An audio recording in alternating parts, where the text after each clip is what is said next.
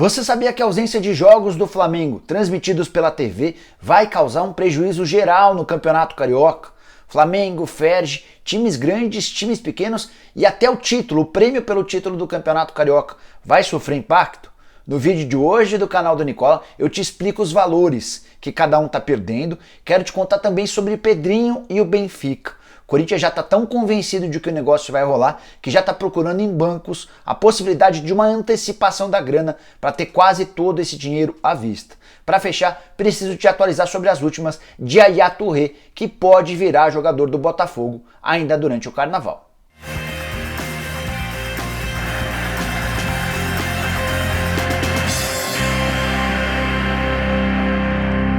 Fala aí pessoal, eu sou o Jorge Nicola, bem-vindo a mais um vídeo do canal. E em pleno sábado de carnaval, apesar de estar de folga lá na ESPN, arranjei um tempo para gravar um vídeo especial para você com várias informações de telefonemas e mensagens de WhatsApp que eu consegui apurar nas últimas horas. Quero começar falando sobre Yaya Touré, meio-campista de 36 anos de idade, que pode ser anunciado nas próximas horas como novo reforço do Botafogo.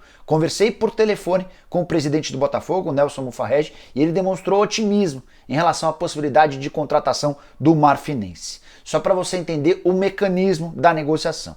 O Botafogo mandou para Paris, na França, o Carlos Augusto Montenegro, ex-presidente do Botafogo e responsável direto pelo contato com o Yaya Touré e com o seu empresário. Então é o Carlos Augusto Montenegro de lá e o Nelson Mufarrege daqui coordenando as conversas. De acordo com o Mufarrege, a primeira proposta feita pelo Botafogo não foi aceita pelo jogador. Tudo por causa dos impostos no Brasil. O Yaya Touré entendeu que perderia muito dinheiro com os impostos e pediu uma grana a mais. Também de acordo com o Mufarrege, o Botafogo aceitou esse pedido pouco superior e agora está redigindo o contrato para entregar para o Yaya Touré para ver se ele aceita ou não. Vou ler para você uma das frases ditas pelo Nelson Mufarrege no contato que eu tive com ele nessa sexta-feira. Abre aspas. Ainda estamos aguardando a resposta dele, mas todo mundo está contente com a possibilidade de o negócio fechar. Fecha aspas. Também perguntei ao presidente sobre as impressões deixadas pelo Yaya Touré nos contatos com Carlos Augusto Montenegro por lá.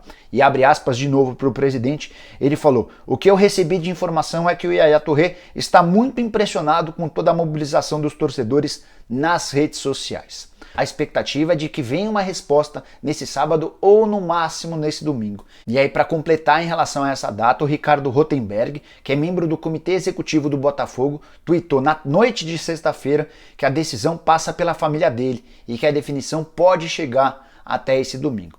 Então há um compasso de espera no Botafogo, todo mundo acreditando, apostando na possibilidade de um sim de Yaya Touré. Perguntei para o Mufarrege se existia o risco de o Botafogo fazer um investimento muito alto para contratar o jogador, se não existia a possibilidade de o Botafogo prometer mais do que aquilo que pode pagar. E a frase do presidente é bem clara. Abre aspas, não é nada vultuoso e continuamos seguindo à risca aquilo que foi projetado no orçamento. Não faremos nenhuma estripulia, fecha aspas, disse o presidente do Botafogo. O que dá para dizer para você, para tentar traduzir ou apresentar dados um pouquinho mais específicos, o Botafogo ofereceu ao Yaya Touré um salário parecido ao do Gatito Fernandes, que é o goleiro titular e herói do torcedor do Botafogo. O Yaya já recusou essa primeira oferta por causa dos impostos. O Botafogo deu uma melhorada no valor, mas só para arrematar, se o Yaya Touré aceitar a oferta do Botafogo, ele vai chegar ganhando o maior salário do elenco, mas pouco superior ao do Gatito. Há também uma série de bônus previstos nesse contrato que poderiam fazer com que ele ganhasse mais, mas esses bônus estão todos atrelados à performance dele e a crescimentos do Botafogo, como por exemplo no programa de sócio-torcedor. Quero falar agora sobre Pedrinho, que será sim jogador do Benfica, apesar de as partes ainda não terem anunciado oficialmente esse acordo. O Corinthians e o Benfica já se acertaram em relação à venda, 20 milhões de euros ou 94 milhões de reais. Vale lembrar que o Corinthians tem direito a 70% desse valor, ou 65 milhões e 800 mil reais. Os outros 30% ficarão com o Will Dantas, que é empresário do Pedrinho. A notícia que eu queria dividir com vocês diz respeito à forma de pagamento. O Benfica se comprometeu com o Corinthians a pagar a primeira parcela à vista e outras 3 nos próximos 3 anos, 2021, 2022 e 2023. O grande problema é que o Corinthians precisa emergencialmente dessa grana. O Corinthians já procurou alguns bancos parceiros para tentar a antecipação dessa grana. Como é que funcionaria essa antecipação? O Corinthians apresenta o contrato do Benfica para esses bancos e pede a maior parte desse dinheiro à vista. O grande problema é que para antecipar essa grana, o banco vai cobrar uma taxa que varia entre 3% e 4% por ano de antecipação. O Corinthians está avaliando as condições, está buscando a melhor taxa, mas nos próximos dias, assim que o martelo for batido e esse contrato estiver assinado, o Corinthians fará uma antecipação do dinheiro. Aí você pode estar perguntando, mas por que está antecipando a grana? Porque o Corinthians precisa urgentemente de entrada de receita para ter um mínimo de folga no fluxo de caixa, para não correr o risco de atrasar salários, direitos de imagem e até para ter algum respiro no dia a dia. Tem faltado receitas no Corinthians, o Corinthians busca desde a temporada passada um pouquinho mais de fôlego em relação à bilheteria, em relação a patrocínios, em relação a outras receitas, e a venda de um jogador estava prevista para metade do ano passado. O Corinthians não conseguiu a venda do Pedrinho na metade do ano passado, veio a janela de janeiro e ele também não foi vendido. Pedrinho só se muda, vale lembrar, para o Benfica na metade do ano. Só para arrematar sobre essa história, o Pedrinho já nem pode mais jogar nesse primeiro semestre em Portugal. A janela por lá fechou no começo do mês de fevereiro. Mas Corinthians e Benfica ainda conversam sobre uma possibilidade de o Pedrinho, caso não seja utilizado pelo Thiago Nunes nesse primeiro semestre, se transferir para o Benfica já para começar a trabalhar, para começar a se adaptar, para começar a conhecer seus novos companheiros. Essa hipótese nem é das maiores, o natural é que ele fique até metade do ano, mas o Benfica conversa com o Corinthians, algo como, se vocês não forem utilizar, se o Thiago Nunes não fizer tanta questão de ter o jogador porque ele já está vendido, nos libere o Pedrinho agora, a gente quer acelerar esse processo de adaptação para que o Pedrinho na metade do ano já esteja completamente adaptado ao futebol português, aos novos companheiros. Existe boa expectativa dos portugueses em relação à possibilidade do Pedrinho virar titular a médio e longo prazo por lá. Para fechar, quero falar sobre o Campeonato Carioca e o impacto da ausência do Flamengo nos jogos transmitidos pelo campeonato. Para começar, vale a lembrança de que a final da Taça Guanabara, marcada para tarde desse sábado entre Flamengo e Boa Vista, não terá transmissão da Globo e de mais ninguém, nem do pay-per-view, nem de TV fechada. Muita gente tem perguntado se uma outra emissora não poderia fechar com o Flamengo, por exemplo a Rede TV, por exemplo a DAZN. Não adiantaria nada se fechasse, porque para que uma partida seja transmitida, a emissora precisa ter acordo com os dois times. Ou seja, no caso de hoje, precisaria estar fechado com Boa Vista e também com o Flamengo, como todos os outros times do Campeonato Carioca. Tem um acordo com a Globo, não adiantaria de nada o Flamengo fechar com uma outra emissora. Mas voltando ao caso específico do prejuízo geral causado pelo não acordo entre Globo e Flamengo. Só para você entender, o acordo inicial previa 120 milhões de reais de investimento da Globo com o Campeonato Carioca de 2020. Essa grana seria dividida entre todos os clubes, cada um dos clubes grandes, Botafogo, Flamengo, Vasco e Fluminense, ficariam com 18 milhões de reais. Como o Flamengo não se acertou com a Globo, já são 18 milhões a menos desse pacote. Mas a Globo ainda está economizando outros 12 milhões de reais. Ou seja, até agora, por conta da ausência do Flamengo, a Globo só vai gastar 90 milhões de reais com o Campeonato Carioca. E esse prejuízo de 30 milhões de reais, esse desaparecimento de 30 milhões do Campeonato Carioca, está sendo dividido por quase todo mundo.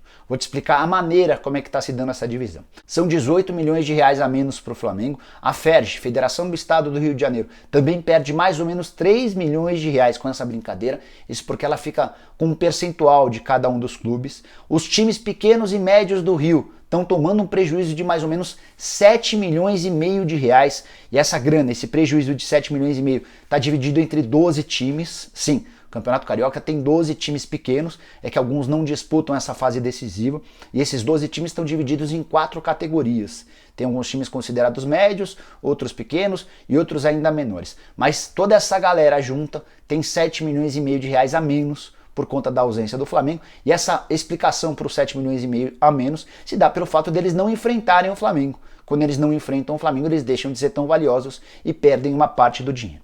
E aí, falta falar de Botafogo, Fluminense e Vasco. Quanto esses 3 clubes vão perder com a ausência do Flamengo? Para a sorte dos 3, a perda é bem pequena, algo na casa dos 500 mil reais para cada um, ou seja, Botafogo, Fluminense e Vasco tem nesse momento uma cota de 17 milhões e meio de reais, só 500 mil a menos.